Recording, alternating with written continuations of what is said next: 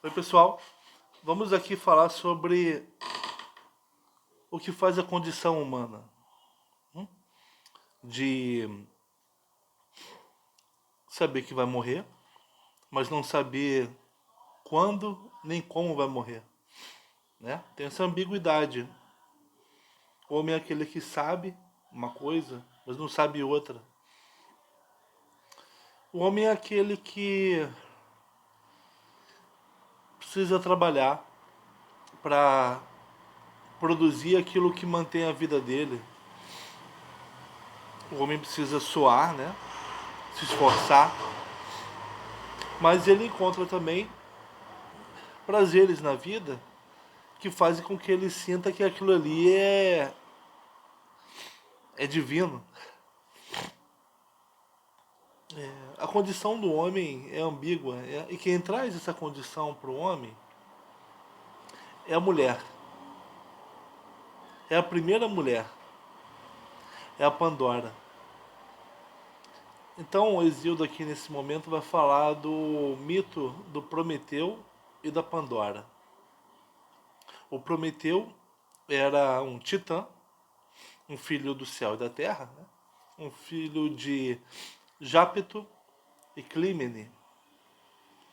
Ele era um benfeitor dos homens, né?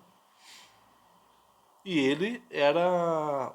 O nome dele significa aquele que sabe antes, né? E ele tinha um irmão chamado Epimeteu, que quer dizer aquele que sabe depois. O homem é descendente desses dois homens, né? Aquele que sabe antes e aquele que só sabe depois. Essa, esses dois irmãos são as duas faces do homem, né? As duas características principais do homem: o saber e o não saber. O Prometeu ele entra numa disputa com Zeus e é punido, né? E também os homens sofrem uma punição por causa disso. A punição que Prometeu tem é aquela de se amarrar, ser acorrentado e ter o fígado dele comido diariamente por uma ave. E a punição que os homens têm é a separação em relação aos deuses. Os homens que tinham uma relação não eram homens, eram seres humanos, né? A palavra era antropoi. Não eram os homens que nós temos hoje, né? Eram seres humanos. Eram homens diferentes. Eu vou explicar essa diferença para os homens atuais. Eram os antropoi, viviam em contato direto com os deuses. Os homens, depois da Pandora, que vai ser um castigo de Zeus, né? Eles vão passar a ser os Andres.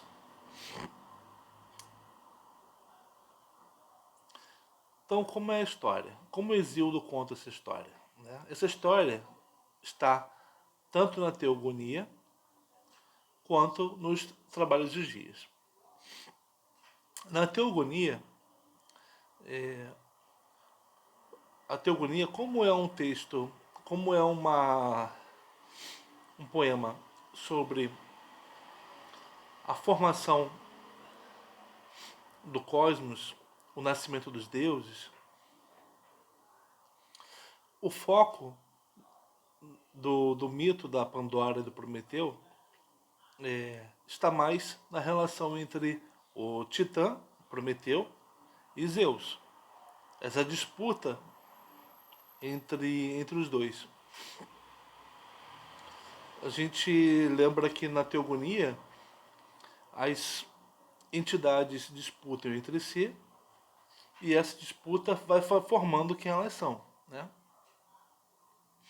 É um poema que fala basicamente sobre as disputas que vão formando o mundo, né? Formando o todo, estabelecendo os lugares de cada um, as atribuições de cada um, né? As metes de cada um, né? Os metes não, os timos de cada um, né? as atribuições de cada um. Então o foco dessa história, desse mito na teogonia está entre essa disputa entre Zeus e o titã Prometeu. O Zeus tinha vencido a disputa com seu pai, com Cronos, e os aliados deles, os outros titãs, né? Tinha vencido essa disputa, mandado os titãs pro Tártaro.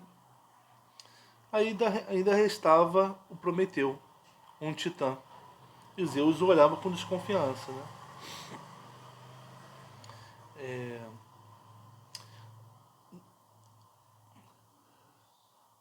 Como é que vai acontecer essa disputa? O Prometeu, ele vai oferecer para Zeus um animal.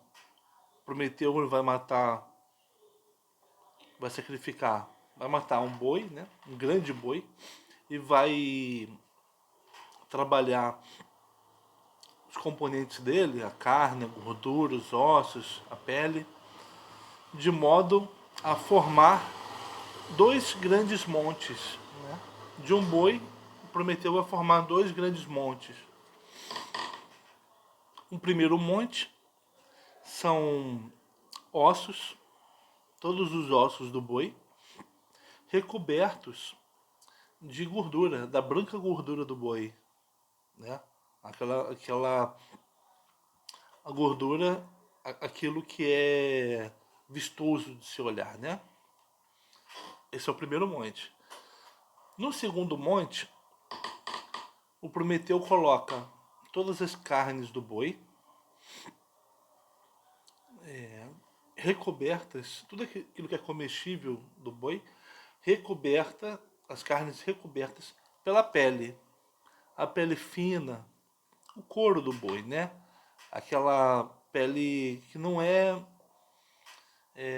palatável, né? Aquilo que é grosseiro, aquilo que é impossível de comer, né? Oferece aos Zeus, né? Que o Zeus escolha. Prometeu, ele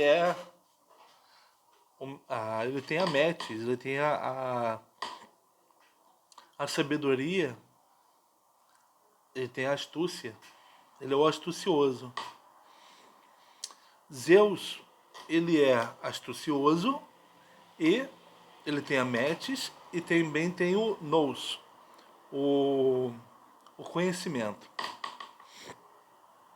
Então, o conhecimento soberano. Então Zeus sabe exatamente aonde vai dar aquela disputa, aquilo que Prometeu está propondo a ele.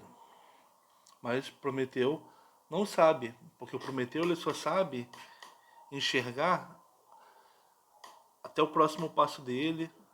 Ele consegue criar uma artimanha para conseguir o que ele quer, mas ele não consegue saber o que vai acontecer no todo, o que a ação dele vai desencadear. Isso é para os Zeus. Zeus é aquele que tem um conhecimento total do que vai acontecer, do que já aconteceu. Tá bom. Aí Zeus resolve embarcar na brincadeira do Prometeu. Tá bom, eu vou escolher aqui esse monte de gordura, porque parece que é apetitoso, né? Zeus escolhe aquele monte de gordura, se aproxima e quando mexe ali, ele vê que embaixo daquela gordura só tem ossos. Ele fala pro Prometeu: você é muito esperto, né? Isso Zeus fala como em parte como um elogio, em parte como uma crítica. Falar que alguém é muito esperto, não tem essa ambiguidade? Aí Zeus, desgostoso com Prometeu, resolve tirar o fogo dos mortais, né? o fogo dos homens. Os homens viviam próximos aos deuses, né? Eles brotavam da terra, eles não precisavam trabalhar para comer, os alimentos deles brotavam junto com eles, né? Eles se comunicavam sem precisar falar com os deuses, né? A comunicação era direta. Eles tinham uma relação mais próxima com os deuses. Eles morriam, os homens sempre foram mortais, mas eles morriam dormindo, sem sofrimento. Em suma, né, os homens não sofriam, não tinham problemas, nenhum problema. Sobre mais detalhes sobre como os homens viviam e como isso vai mudando, a gente vai ver no próximo vídeo, que é no mito das 5 raças, né? Então o homem, ele vivia muito bem, próximo aos deuses, né? Só que Zeus vai tirar o fogo que os homens usavam. O fogo que era uma dádiva de Zeus, né? Era o fogo que surgia espontaneamente na natureza, né? Quando um raio cai, ele queima uma árvore e aquilo produz fogo, o homem ia lá e aproveitava, né? O fogo também era natural, né? O homem era pertencente, o homem era totalmente pertencente à physis, ao mundo, o fogo e também, né? Zeus retira o fogo do homem. Prometeu, ele fala, ele vai roubar o fogo de Zeus para devolver aos homens, e para isso ele vai usar uma férula, né? Chamado férula, que é uma planta que tem um compartimento interno que é combustível, né? Que pega fogo, e no exterior, na parte externa dela, ela pode ser segurada, sem queimar a mão. Então vira como se fosse um compartimento em que é possível levar no qual é possível levar fogo. Então, usando isso, o Prometeu rouba o fogo de Zeus e dá para os homens. Aí que vai ter a punição de Zeus contra Prometeu. Essa punição é horrível, né, de ter o fígado comido toda manhã por uma ave, e à noite o fígado se recompõe para no dia seguinte ser comido de novo. Isso é que não termina, né? Tem até uma exortação exortação, tem até uma palavra do Hesíodo para os homens, que é: não dá pra, você não consegue escapar da inteligência de Zeus, né? O homem, você pode ser esperto, mas tem alguém que sabe mais do que você. Quem vai livrar o Hesíodo desse castigo, o Hesíodo não, o Prometeu desse castigo vai ser o Hércules, né? Mas isso é depois. Prometeu tinha falado para o irmão dele, o Epimeteu, que é aquele que sabe depois, né? De que ele não deveria aceitar presente nenhum vindo dos deuses. Ele já sabia que Zeus poderia tentar fazer alguma coisa contra ele, então ele precaveu o irmão, tentou precaver o irmão de não aceitar nada que Zeus desse a ele. Mas o que vai acontecer? Zeus vai convocar os deuses para fazerem aquilo que vai ser a primeira mulher. Ele chama o Hefesto, que é o deus ferreiro, é o deus das construções, ele vai misturar terra e água e vai moldar uma figura antropomórfica, né? E ele vai moldar essa figura. Ele vai dar para essa figura força humana e linguagem. Linguagem é fonem. Aí vai surgir a linguagem, né? A fonem. O homem vai começar a falar, a usar a linguagem falada para se referir às coisas, né? Ele vai perder a comunicação direta com as coisas, que é não falada. O paraíso perdido, né, que foi perdido pelo homem, era um lugar do imediato.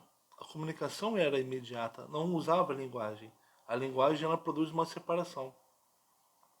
Ela tira o imediato do contato com as coisas, né? A linguagem ela cria uma distância entre as coisas.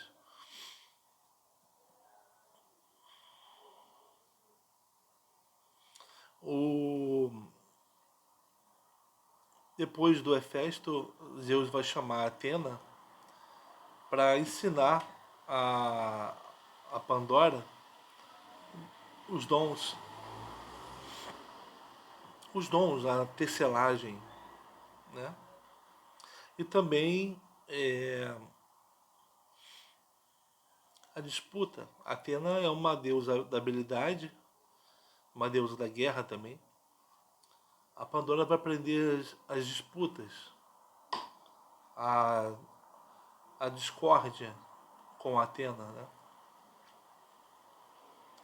Com Afrodite, a Pandora vai aprender. A Afrodite ela é acompanhada das graças, né? E ela vai. Afrodite vai fazer com que as graças deem para Pandora a sedução, o prazer sexual, é,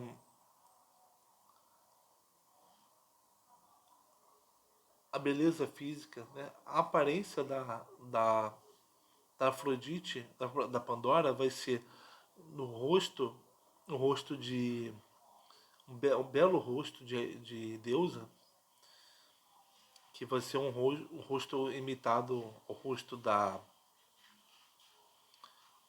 Atena, né? E o corpo, um corpo sedutor, vai ser um corpo imitado ao da Afrodite. A Pandora, ela é a imitação. Ela é uma cópia das deusas, né? Ela não é original. Ela é uma cópia, ela é uma cópia das deusas mandada para os homens.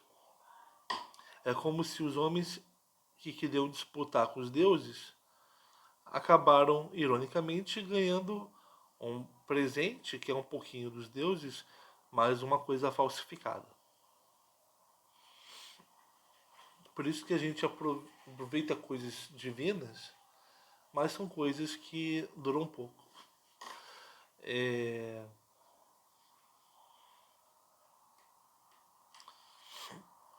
O sexo que é aprendido por Pandora, né, através da que a Pandora as graças colocam na Pandora, sexo, ele vem da palavra ele vem da palavra seco, separação. O sexo é aquilo que separa e une de uma outra forma.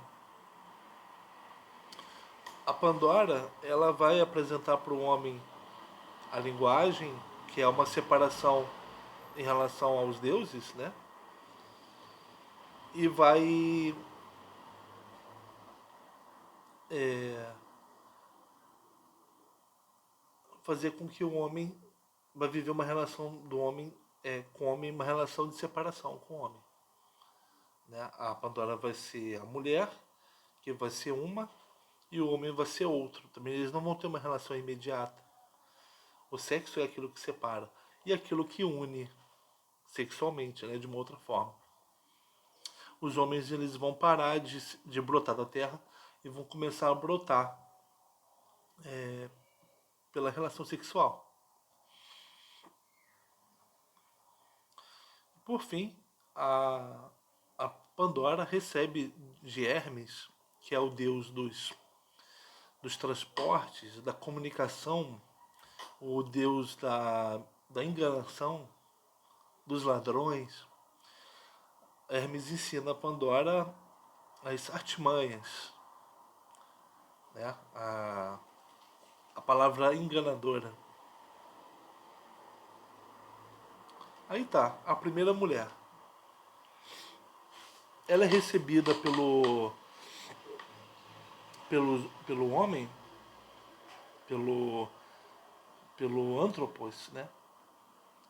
Como um presente muito amado, mas que vai ser um mal para ele. Porque vai transformá-lo de, de um ser ligado diretamente, um ser que vivia no paraíso, um homem como um ser decaído. Né? O homem ele vai ter ele vai se tornar um ser decaído por causa da disputa entre Prometeu e Zeus. A Pandora, o homem vai precisar ter que trabalhar para fazer o sustento dele. Os males que o homem vai sofrer, eles vão vir a partir da Pandora, que ela traz um jarro, né? E ela abre esse jarro, e desse jarro saem males, saem doenças, saem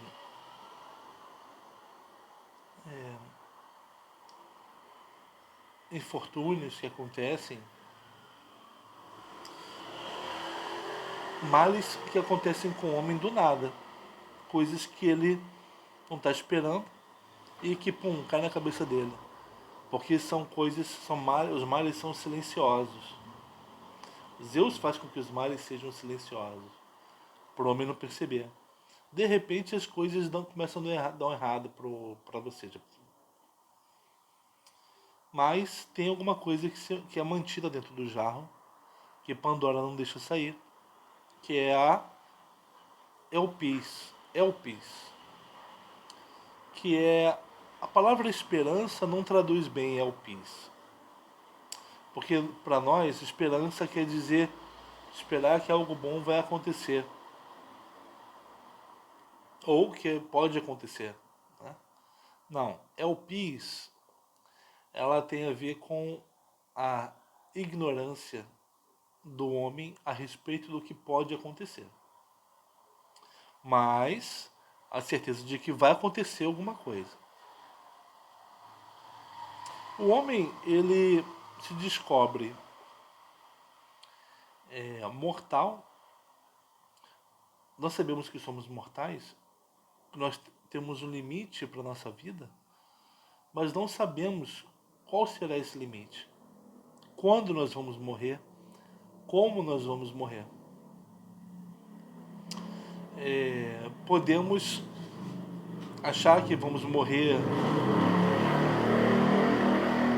de uma doença muito grave e depois vermos que nós estamos nos recuperando e que não temos mais aquela doença.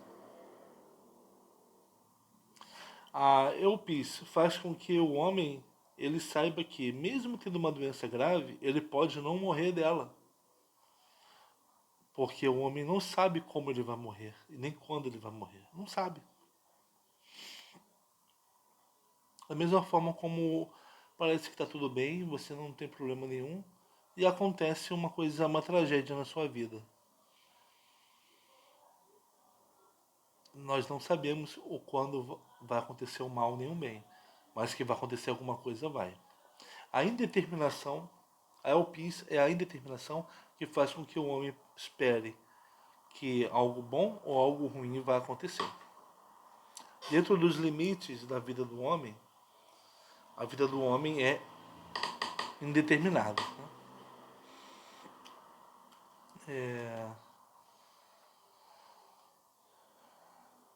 Isso é mantido dentro do jarro da Pandora. O homem, a Pandora, ela é um produto da técnica dos deuses. Ela é ela é um artefato, né? E ela chega para o homem, que era um ser natural, né? E faz com que o homem seja tenha esse aspecto técnico também. O homem ele não vai ser como os deuses que sabem tudo o que vai acontecer, né? Os homens não sabem tudo o que vai acontecer. E por não saber tudo o que vai acontecer, os homens têm é, é, o PIS, né? Mas os homens sabem que vai acontecer alguma coisa. Então eles já não são como os animais, que não sabem que eles podem morrer. Né? Os homens se tornam figuras do trabalho, da técnica. O fogo eles produzem tecnicamente.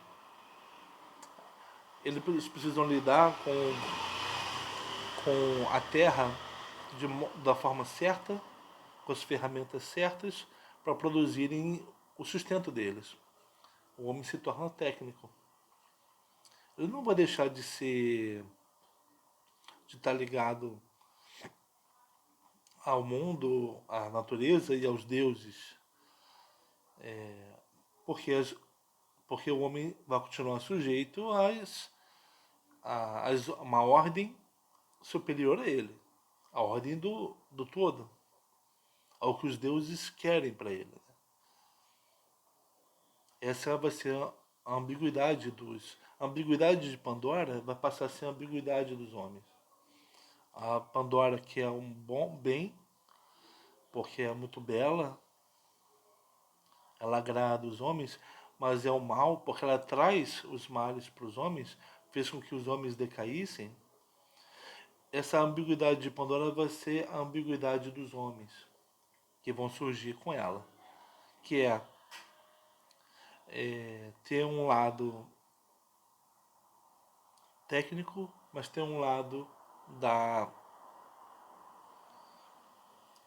de ser submetido a algo que os inclui. Os homens também têm a ambiguidade de saberem alguma coisa e não saberem outra coisa, né? Talvez eles não saibam muito mais do que eles sabem, né? Eles, não, nós, os homens, né? E depois da primeira mulher, você tem o primeiro homem e as mulheres, né? O Andrés e o Ginaikos.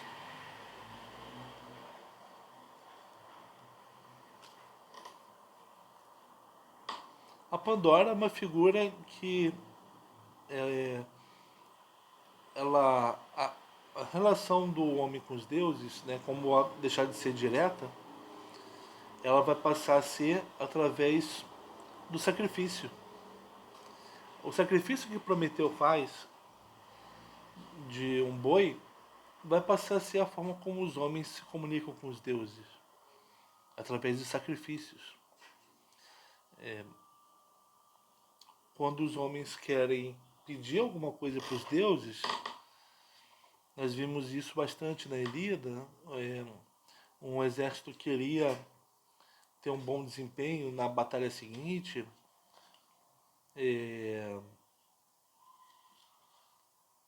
Os homens queriam algumas coisas, pediam alguma coisa para os deuses, e eles sacrificavam animais.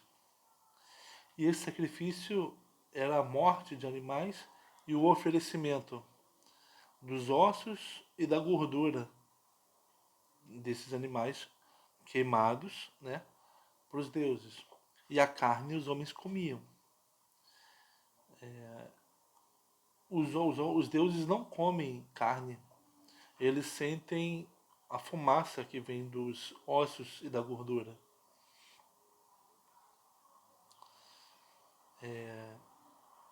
A diferença a comunicação através do sacrifício vai marcar também uma diferença de alimentação.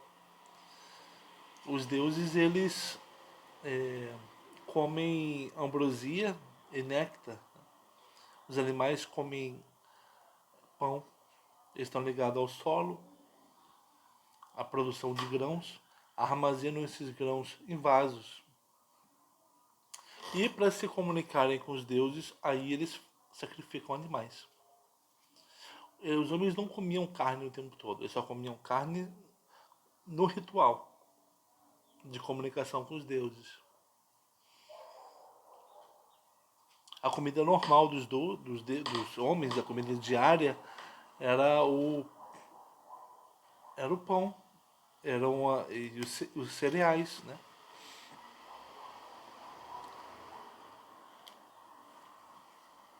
E a Pandora, o fato dela vir com um jarro,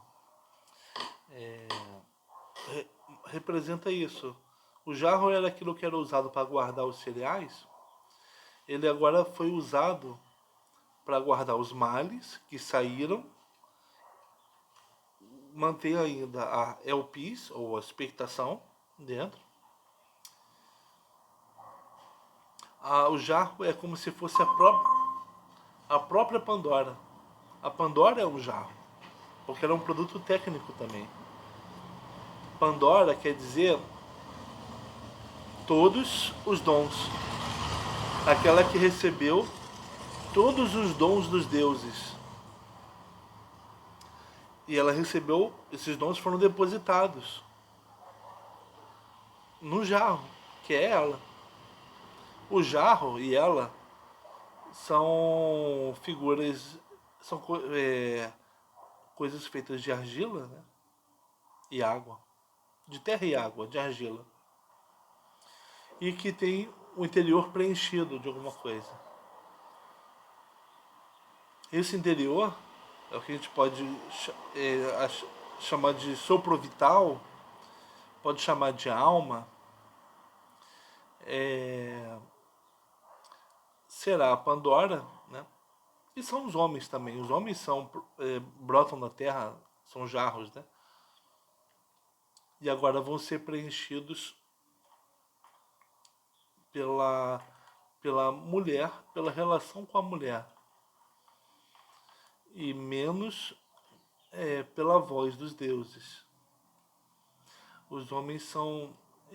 a voz que fala com os homens é mais a voz interpessoal do que a voz dos deuses. A voz que preenche o homem, né? É mais a da esposa ou do outro. Porque quando os homens conhecem os males, eles percebem, eles sentem um estranhamento. Bem, o mundo não é mais aquele que me acolhe. Não é. O mundo agora é um lugar de sofrimento. Tem seus prazeres, mas é um lugar de sofrimento. O que me traz esse sofrimento? É a doença? É o trabalho? São as dificuldades que acontecem? A doença é causada por um agente? As dificuldades do trabalho são causadas por algum agente, uma praga, um ladrão, alguém que compete comigo? São esses outros aí que competem comigo. Competem com eu. Aí se forma o eu e os outros a partir dos males que Pandora introduz para os homens. Males esses que fazem com que o homem tenha uma relação distanciada, uma relação de estranhamento para com o mundo.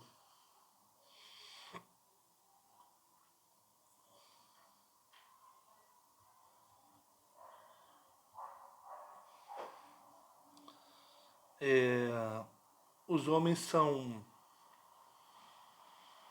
eles vivem A Pandora, ela tirou o homem do paraíso, mas ela oferece para o homem uma felicidade.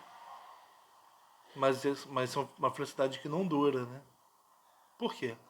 Porque é uma cópia da felicidade que o homem tinha antes. Quando o homem se conecta com a mulher sexualmente,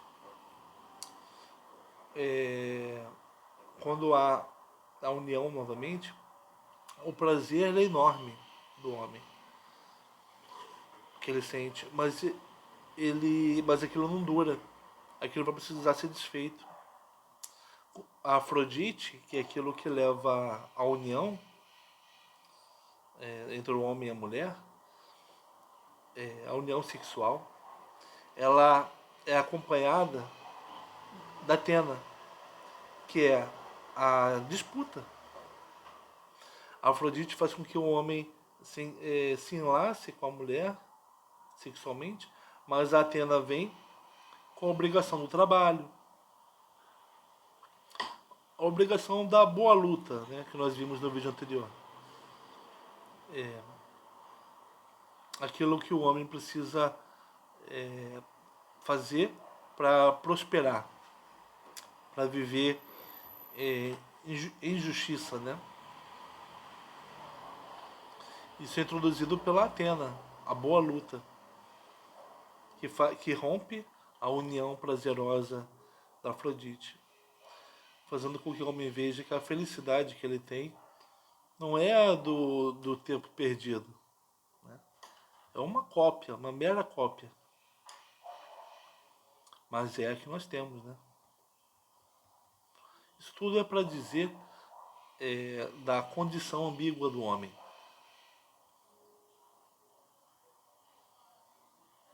Tá? Então vamos ler diretamente o Exíodo? Vamos lá. Então, vamos começar por esse mito na teogonia.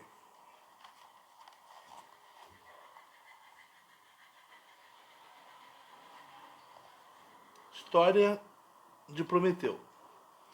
Jápeto desposou Clímene de belos tornozelos, virgem oceanina, filha do oceano, e entraram no mesmo leito. Ela gerou o filho Atlas, de violento ânimo. Pariu o sobreglorioso Menécio e Prometeu, astuto de iriado pensar, e o sem acerto Epimeteu, que foi um mal desde o começo aos homens come pão.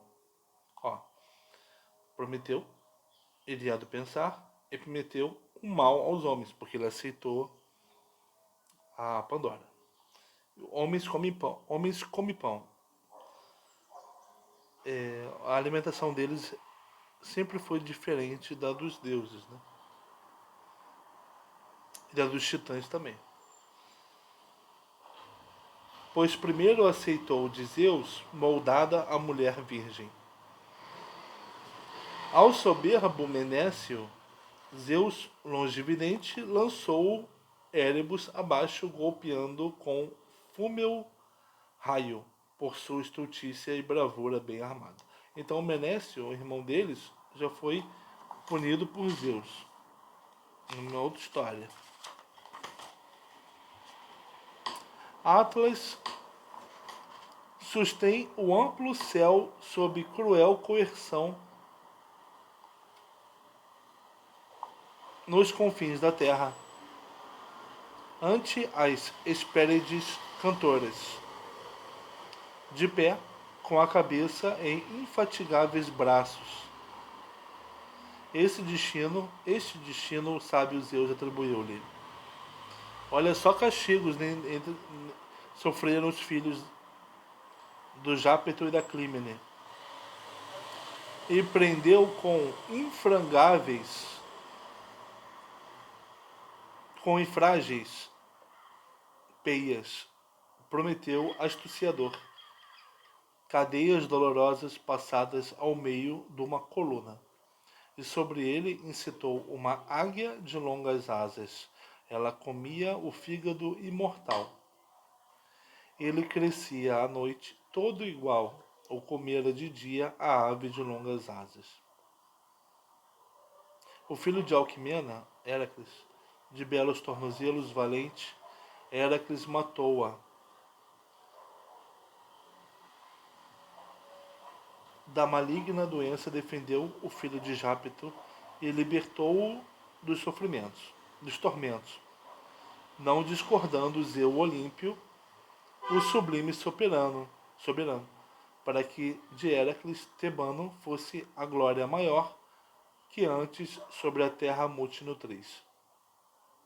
Então Zeus concordou depois quando o Heracles libertou Prometeu.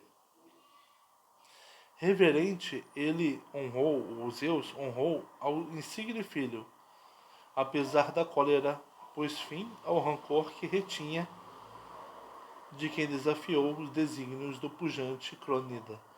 Zeus engoliu, ele superou, né, a cólera que tinha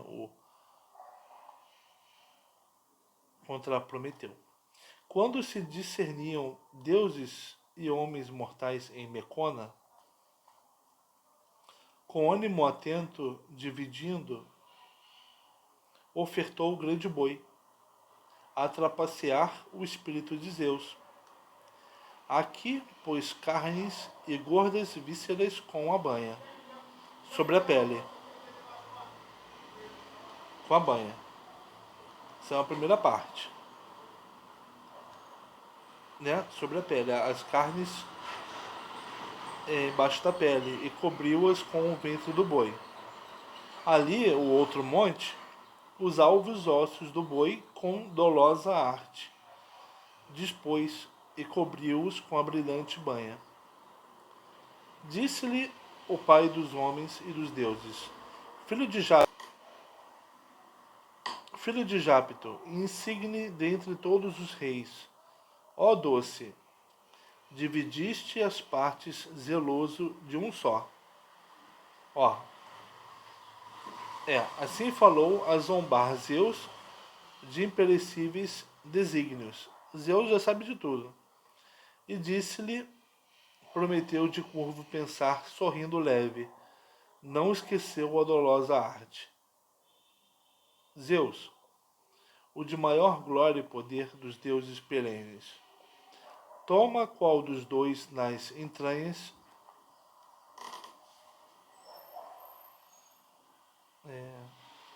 Toma qual dos dois nas entranhas te exorta o ânimo.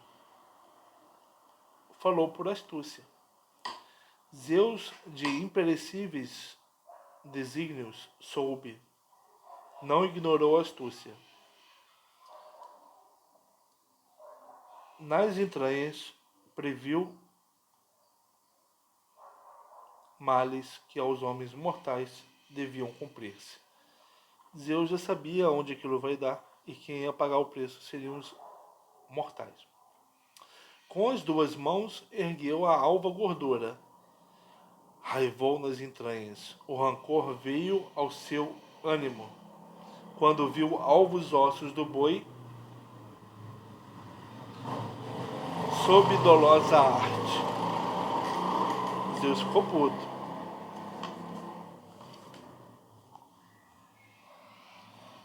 Por isso, aos imortais sobre a terra, a greia humana queima os alvos ossos em lugares toriais, porque foi isso que Zeus escolheu. E colérico, disse-lhe Zeus, agrega nuvens. Filho de Jápito, então quer dizer, os homens. Vamos lá. Colérico, disse-lhe Zeus, agrega nuvens. Filho de Jápito, o mais hábil em seus desígnios. Ó doce, ainda não esqueceste a dolosa arte. Assim falou irado Zeus de imperecíveis desígnios. Depois, sempre deste ardil lembrado, negou nos freixos a força do fogo infatigável aos homens mortais que sobre a terra habitam.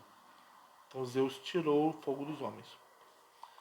Porém, o enganou o bravo filho de Jápeto. furtou o brilho longe visível do infatigável fogo em oca férula. Mordeu fundo o ânimo a Zeus Tonitro e enraivou seu coração ver entre homens o brilho longe visível do fogo. Porra, o Prometeu não pensou nisso? Que Zeus ia conseguir ver o fogo de longe? E criou já, ao invés do fogo, um mal aos homens. Ao invés de tirar as coisas dos homens, Zeus vai dar um presente para os homens. Plasmou o mal, né, da terra, o ínclito Pestortos, Hefesto, como virgem prudente, por desígnios do Cronida. Cingiu e adornou-a a deusa Atena de olhos glaucos, com vestes alvas. Compôs um véu laborioso, descendo-lhe da cabeça, prodígio aos olhos, ao redor, coroas de flores novas da relva, sedutoras, que lhe pôs na fronte Palas Atena. E ao redor da cabeça pôs uma coroa de ouro. Quem a fabricou? O ínclito Pestortos, lavrando-a nas mãos, agradando a Zeus Pai. E muitos lavores nela gravou, prodígio aos olhos. Na coroa de louros, Hefesto gravou, das feras que a terra e o mar nutrem. Muitas ele pôs, muitas ali. Esplendia muita a graça, prodigiosas iguais às que vivas têm voz. Após ter criado o belo, o mal, em vez de um bem, levou-a lá onde eram outros deuses e homens, adornada pela dos olhos glaucos e do Pai forte.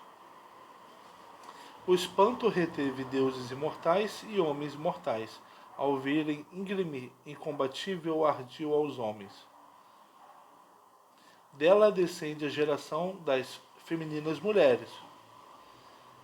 Dela é a funesta geração engreída das mulheres. Grande pena que habita entre homens mortais, parceiras não da penúria cruel, porém do luxo.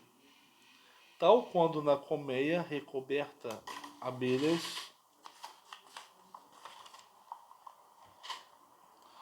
nutrem zangões emparelhados de malefício, elas todo dia até o mergulho do sol diurnas fadigam-se e fazem os brancos favos. Eles ficam no abrigo do enxame à espera e amontoam no seu ventre o esforço alheio.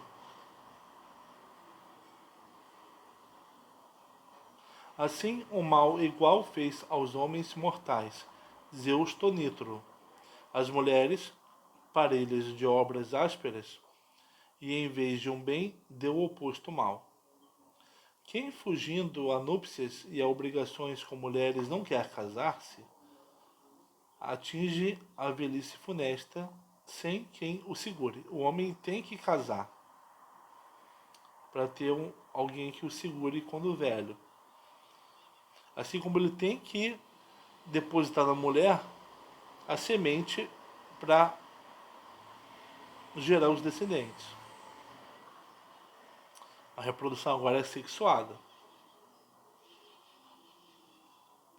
Não de víveres carente vive, mas ao morrer dividem-lhe as posses parentes longes. Senão os bens dos parentes levam embora, se ele não tiver mulher. É pior, né? A quem vem o destino de núpcias e cabe cuidosa esposa concorde consigo. Para este, desde cedo ao bem contrapesa o mal constante. E quem acolhe uma de raça perversa, vive com uma aflição sem fim nas entranhas. no ânimo, no coração. E incurável é o mal, quem casou com uma mulher má. Não se pode furtar nem superar o espírito de Zeus, pois nem o filho de Jápito, o benéfico Prometeu, escapou-lhe a pesada cólera. O mais esperto dos seres humanos, não, na verdade dos titãs, né? O mais esperto dos seres não conseguiu enganar Zeus, mas sob coerção, apesar de multissábio, a grande cadeia o retém. Agora aqui, ó, nos trabalhos dos dias, como é que está esse mito? Você viu que a versão a primeira versão, né? O foco foi muito a relação entre Prometeu e Zeus, né? Vamos ver aqui agora como é que fica. Mito de Prometeu e Pandora. Oculto retém os deuses o vital para os homens. Senão, agora fala direto sobre os homens. O vital para os homens foi oculto pelos deuses. O que é vital para os homens foi oculto pelos deuses. O que é vital para a nossa vida a gente não sabe. Que é o quê? Quando a gente vai morrer, como ter uma felicidade que dure para sempre. Senão, comodamente, em um só dia trabalharias para teres por um ano, podendo em ócio ficar. Ah, os deuses ocultam o vital para os homens não ficarem no ócio, que leva à injustiça. Acima da fumaça, logo o leme alojarias. Trabalhos de bois e incansáveis mulas se perderiam. Por isso que os deuses não deixam os homens terem uma vida encostada, senão eles se perderiam. Mas Zeus, encolerizado em suas entranhas, ocultou, pois foi logrado por Prometeu de curvo tramar.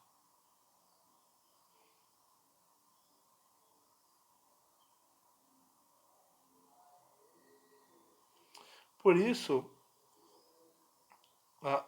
o fato dos deuses de Zeus ter escondido o fogo já mostra que o fogo vai ter que ser trabalhado, feito, produzido pelo homem. Zeus foi logrado por Prometeu. Por isso, para os homens tramou tristes pesares, ocultou o fogo. E de novo, o bravo filho de Jápeto roubou do tramante Zeus para os homens mortais em oca férula, dissimulando de Zeus frui raios. Então, encolerizado, disse o agrega nuvens Zeus: Filho de Jápeto, sobre todos hábil em tuas tramas, apraz-te furtar o fogo, fraudando-me as entranhas. Grande praga para ti e para os homens vindouros. Para esses, em lugar do fogo, eu darei um mal, e todos se alegrarão no ânimo, mimando muito este mal. Olha, os homens se alegrarão com o mal.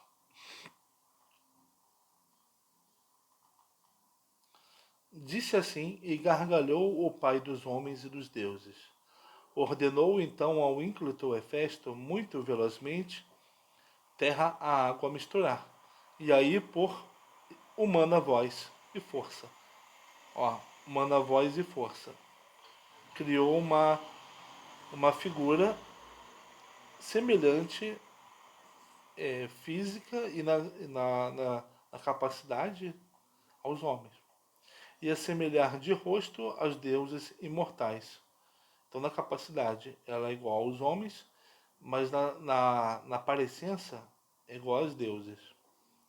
Esta bela e deleitável forma de virgem. E a Atena ensinar os trabalhos. O dedalho, tecido tecer.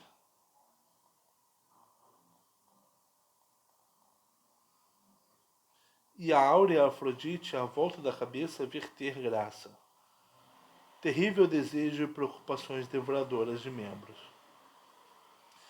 Aí, por espírito de cão e dissimulada conduta, determinou ele a Hermes, mensageiro argifonte. Assim disse e obedeceram a Zeus Cronida, rei. Rápido e ínclito coxo Hefesto da terra plasmou-a conforme recatada virgem, por desígnios do Crônida. Atena, deusa de glaucos olhos, cingiu-a e adornou-a. Deusas, graças e soberana persuasão em volta do pescoço puseram colares de ouro e a cabeça com flores vernais. Coroaram as bem comadas horas e Palas Atena ajustou-lhe ao corpo o adorno todo. Então em seu peito Hermes, mensageiro argifonte, mentiras, sedutoras palavras e dissimulada conduta forjou, por desígnios do baritonante Zeus. Fala o arauto dos deuses, aí, pois, fala, né? O Hermes pôs nessa criatura. E a esta mulher chamou Pandora, porque todos os que têm Olímpia morada deram-lhe um dom, um mal aos homens que comem pão. E quando terminou o íngreme, ela foi toda feita, né, para fazer o homem mudar a condição dele, né? E quando terminou o íngreme invencível ardil, a Epimeteu, o pai, enviou o ínclito Argifonte, veloz mensageiro dos deuses, o dom levando. Epimeteu não pensou no que Prometeu lhe dissera jamais, dom do Olímpio Zeus aceitar, mas que logo o devolvesse para mal nenhum nascer aos homens mortais. Depois de aceitar, sofrendo mal, ele compreendeu, porque ele compreende depois. É o Epimeteu. Antes vivia sobre a terra a grei dos humanos. Como vivia o homem? A recato dos males, dos difíceis trabalhos, das terríveis doenças que ao homem põe fim. Mas a mulher, a grande tampa do jarro alçando, dispersou-os e para os homens tramou tristes pesares.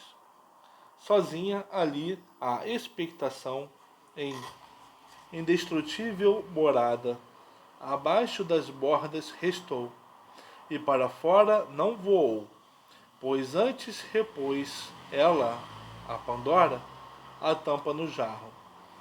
Por desígnios de Zeus porta-égide, o agrega a nuvens. Mas outros 1000 pesares erram entre os homens. Plena de males, a terra, pleno o mar. Doenças aos homens de dia e de noite. Quer dizer, o homem pode estar na terra, pode estar navegando, vai sofrer males. Doenças aos homens de dia e de noite vão e vêm, espontâneas, levando males aos mortais. Em silêncio, pois o tramante Zeus a voz lhes tirou.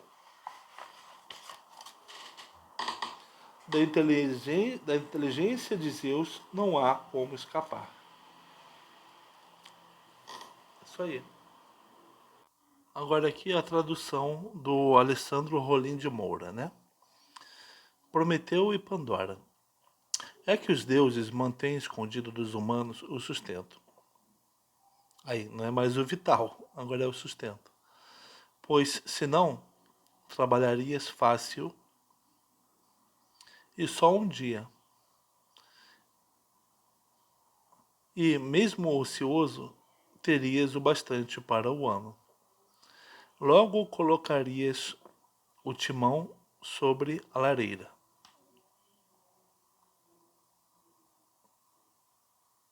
Ó, cessando os trabalhos da navegação, o timão é assim guardado para que não apodreça. Ah, no calorzinho. Então, se o homem tivesse tudo o que quer, ele ia aposentar o timão. Os trabalhos dos bois e das mulas incansáveis desapareceriam. Mas Zeus escondeu-o, encolerizado em seu coração, porque o enganara, prometeu de curvo pensar. Por isso maquinou amargos cuidados para os humanos e escondeu o fogo. Por sua vez, o bom filho de Jápito roubou-o do sábio Zeus para dá-lo aos humanos. Esse bom filho ficou estranho, né? Numa férula oca, passando despercebido a Zeus, a quem alegra o trovão. Encolerizado, disse-lhe Zeus que ajunta nuvens. Na verdade, não passou despercebido a Zeus, né? Zeus já sabia de tudo. Filho de Jápito, mais que todos, fértil em planos. Alegra-te de ter roubado o fogo e enganado minha inteligência, o que será uma grande desgraça para ti próprio e para os homens futuros. Para compensar o fogo, lhes darei um mal, com o qual todos se encantarão em seu espírito, abraçando amorosamente seu próprio mal. Assim falou Zeus, e riu alto o pai dos homens e deuses. Então ordenou ao ilustre Hefesto que o mais rápido possível misturasse terra com água e ali infundisse fala e forças humanas. E que moldasse de face semelhante à das deusas imortais uma forma bela e amável de donzela. Depois ordenou a Atena que lhe ensinasse trabalhos, a tecer uma urdidura cheia de arte. A Afrodite dourada que lhe espargisse a cabeça com graça, penoso desejo e inquietação que devora os membros. Que nela colocasse uma mente desavergonhada e um caráter fingido. Para Afrodite fazer isso. Ah não, desculpa, para Hermes fazer isso. Ordenou a Hermes mensageiro, o matador do monstro Argos. Assim falou, e eles obedeceram a Zeus soberano, filho de Crono. Logo, o célebre deus Coxo moldou-a da terra, à semelhança de uma virgem respeitável, seguindo a vontade do filho de Crono. Deu-lhe um cinto e enfeitou-a a deusa Atena de olhos brilhantes. As deusas Graças e Augusta Persuasão envolveram seu corpo com joias douradas. As horas de belas cabeleiras coroaram-na com flores primaveris. Graças, Persuasão e Horas são filhas da Eurínome, né? E acompanham Afrodite. Palas Atena ajeitou no seu corpo. São filhas de Zeus, né? Com Eurínome. Palas Atena ajeitou no seu corpo todo o ornamento. Então o mensageiro, matador de Argos, fez em seu peito mentiras, palavras sedutoras e um caráter fingido, por vontade de Zeus que grave troveja, que é o tonitruante, né? Tonitruante. Assim, o arauto dos deuses nela colocou linguagem e chamou essa mulher Pandora, porque todos os que têm moradas olímpias deram essa dádiva, desgraça para os homens que vivem de pão.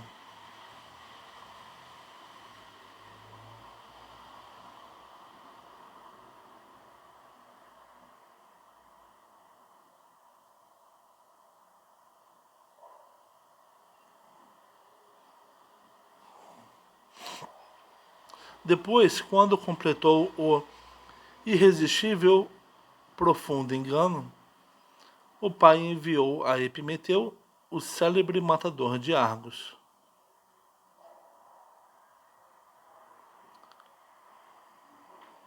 Epimeteu não é o célebre matador de Argos, é o Prometeu. Não, desculpa. O pai, o Zeus enviou a Epimeteu Hermes, que é o célebre matador de Argos, o rápido emissário dos deuses, levando o presente. E Epimeteu não pensou no que ele dissera a Prometeu. Nunca um presente aceitar de Zeus Olímpio, mas mandar de volta, para que não venha a ser um mal para os mortais. Mas ele, depois de o receber, bem quando tinha o mal, compreendeu.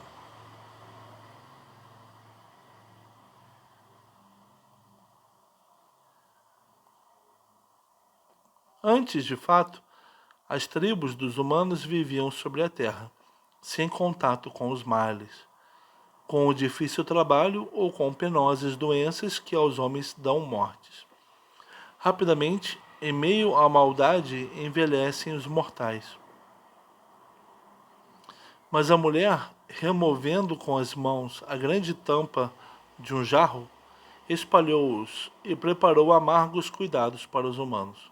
Sozinha ali ficava a antecipação. Ó, ela está chamando de antecipação, que é a expectação, na indestrutível morada dentro, abaixo da boca do jarro, e para fora não voou, pois antes baixou a tampa do jarro por vontade de Zeus que ajunta nuvens, o detentor da égide.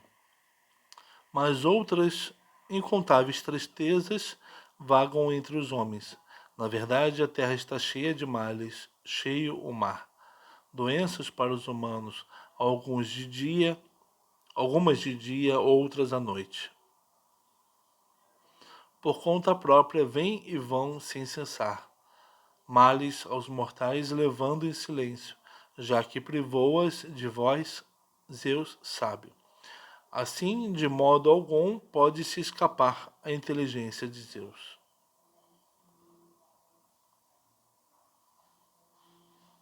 É isso aí, acabou aí.